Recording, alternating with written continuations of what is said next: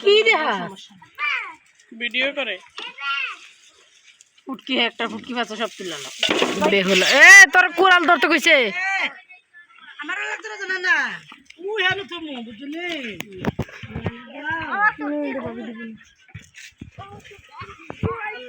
গুয়া হরা দেখছো বাইরে বাইরে আনতে বাইরে এটা হলো বেহুলা লক্ষিন্দরের ইয়া বাসায় দিব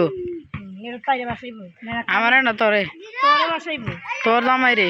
তোর জামাই আর তোর বই তোর ভালোবাসা বই দিয়ে খাওয়া